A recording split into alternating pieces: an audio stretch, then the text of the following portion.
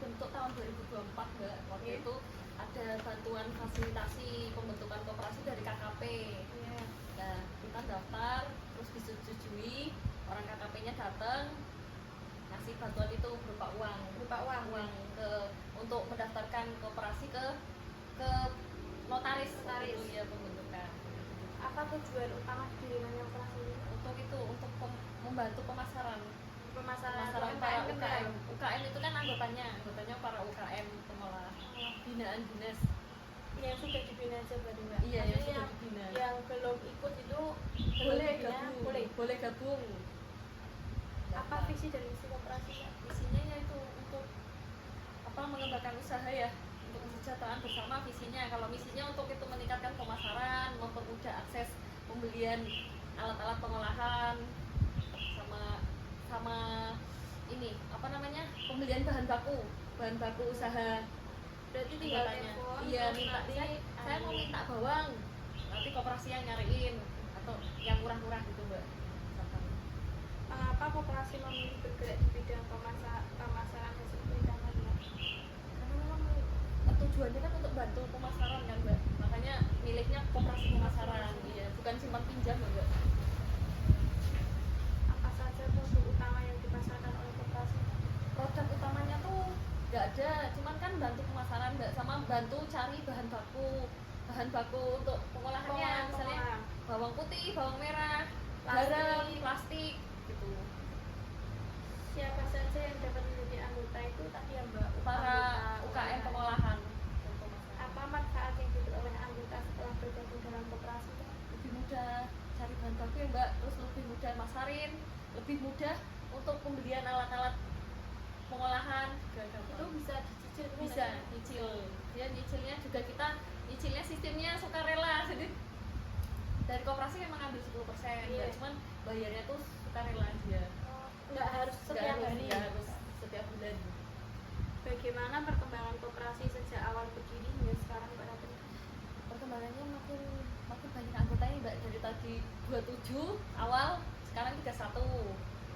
Terus meningkatkan pendapatannya juga, sekarang udah mulai meningkat pendapatannya. Struktur organisasinya Mbak? Ketuanya Budiana, Mbak Diana yang di sekretariat Kaliwungu, tapi karena lagi punya bayi jadi izin. Bendaharanya saya, bendahara. Sekretarisnya Mbak Rofik yang mengolah ikan asin di Rayan di Polsek. Apa sih tanggung jawab dan tugasnya Mbak Ratri sebagai bendahara? Kalau saya itu ya Mbak, mengelola keuangan koperasi, mengatur keuangan. Jadi kalau ada yang setor itu ke Mbak Ratri? Iya, setor simpanan wajib ke saya. Apa peran sekretaris Mbak? Kalau sekretaris lebih ke administratif ya Mbak. Misal kalau mau ada RAT, dia nyusun laporan gitu. Nah, kalau ketuanya Mbak? Kalau ketuanya cuma mengontrol. Kontrol aja ya? Kontrol. Fungsi pengawasan dalam koperasi bagaimana Mbak? Cuma ngawas jalannya koperasi ya. Pengawasnya begini Mbak. Dia ngontrol jalannya koperasi kan lancar, nggak ada kesulitan apa, nanti lapornya ke dia. Nanti dia menyelesaikan. Iya gitu. Bagaimana proses pemilihan pengurus koperasi Mbak? Berdasarkan suara terbanyak Mbak kemarin. Oh, di voting? Iya, di voting. Berapa jumlah anggota koperasi saat ini Mbak? Saat ini 31, yang awalnya dari tahun 2024 itu tuh cuma 27, sekarang 31. Ya. Itu pengolah semua ya Mbak? Pengolah semua. Bagaimana hubungan kerja antara pengurus dan anggota Mbak? Semua baik semua. Apakah anggota ikut terlibat dalam pengambilan keputusan koperasi? Iya, terlibat Mbak. Misal Mbak? Misal mau beli barang apa yang murah gimana? Mereka kan juga terlibat. Di sini lebih murah. Kayak gitu Mbak. Nanti kita ke situ. Gitu. Tentang proses operasi ya Mbak Ratri. Bagaimana proses operasional koperasi sehari-hari? Uang masuk maksudnya Mbak? Iya. Dari itu penjualan kemasan, stiker, pembuatan stiker ya Mbak, pembelian bahan baku pengolahan, pembelian alat-alat produksi. Itu Mbak Ratri koperasi ngambil keuntungannya. Kalau dari pembelian alat itu 10% memang Mbak. Kalau dari pembelian bahan baku paling ngambil itu sedikit karena kan kita bahan bakunya murah, jadi harga pasar lah mbak. Terus kalau dari stiker biasanya ngambilnya 1.000 per lembar stiker, per lembar. Sama lembarnya berapa? Kalau satu lembar kan tergantung ukuran stiker tuh mbak, bisa dapat banyak kan, kadang 20-an lebih lah stiker.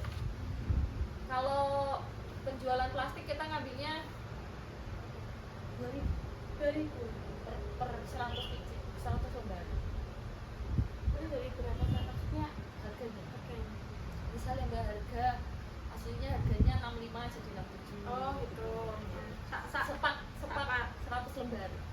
Bagaimana sistem pemasaran produk anggota dilakukan Mbak? Sistem pemasarannya kan barangnya masuk koperasi ya mbak, terus sama koperasi dipasarin misal ke outlet toko oleh-oleh Bandeng Duri. Nanti misalnya dari otak-otak Esa ya mbak, kita ngambil barang di otak-otak Esa, kita oper ke Bandeng Duri.